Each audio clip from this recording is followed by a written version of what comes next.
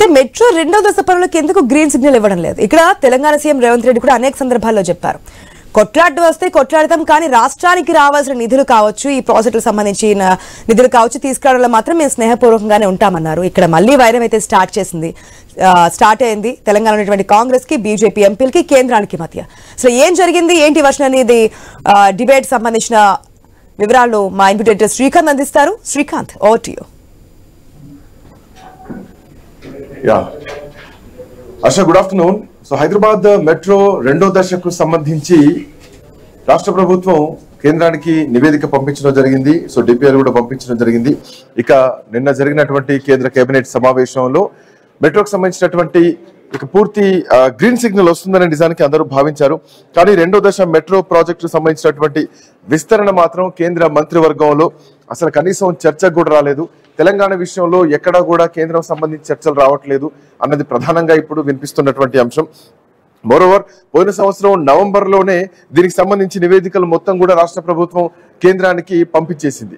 So దీనికి సంబంధించి ఇప్పటికే ముఖ్యమంత్రి చాలాసార్లు కేంద్ర మంత్రిత్వ శాఖను కలవడం జరిగింది. ప్రధానమంత్రి మోడీని కలిసిన సందర్భంలో కూడా తెలంగాణలో హైదరాబాద్లో రెండో దశ మెట్రో ప్రాజెక్ట్ సంబంధించి దీంట్లో అనుమతి ఇవ్వాలి, దీనికి కేంద్రం సహకరించాలన్నది ప్రధానంగా ఉన్నటువంటి అంశం.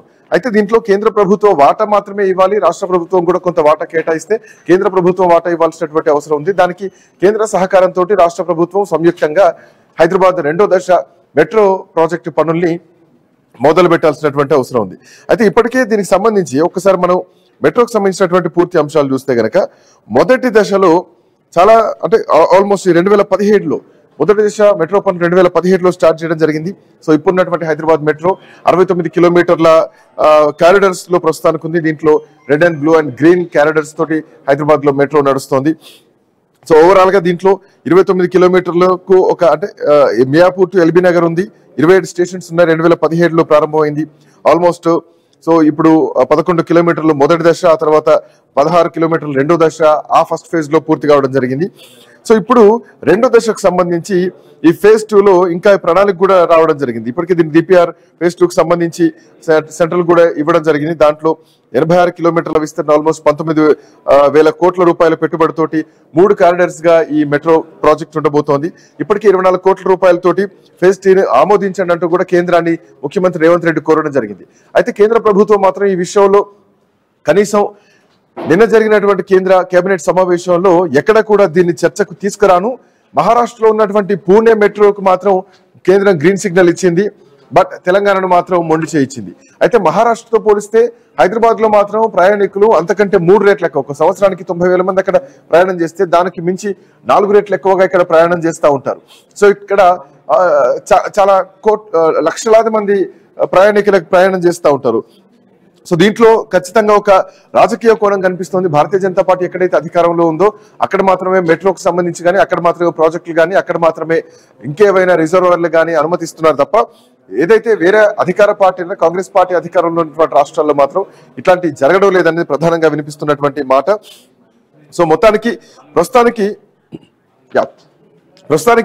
5 కారిడార్లతోటి ప్రణాళిక స్టార్ట్ అయింది. దాంట్లో మొదటి దశ అయింది. నిన్న జరిగినటువంటి కేబినెట్ సమావేశంలో ఈ అంశాన్ని కనీసం కూడా చర్చించుకోలేదు. సో ఈ దశలో మొత్తం 74 కిలోమీటర్ల మెట్రో మార్గం మొత్తం చేపట్టలాగా ఇప్పటికీ 24 కోట్లతోటి ప్రాజెక్టు కూడా రూపొందించడం జరిగింది. 2023 జూలై 6వ తారీఖు నాడు రాష్ట్ర ప్రభుత్వం దీనికి సంబంధించి డిపిఆర్లు సిద్ధం చేసింది. ఆ తర్వాత నవంబర్ 2న పరిపాలన అనుమతులు కూడా మంజూరు చేసి కేంద్రానికి కూడా పంపించడం జరిగింది. సో దీనికి సంబంధించి ఇప్పటికే జపాన్ కంపెనీ కూడా ముందుకు రావడం జరిగింది. మెట్రో ప్రాజెక్ట్ సంబంధించి మేము ఇనిషియేట్ తీసుకుంటామని చెప్పేసి.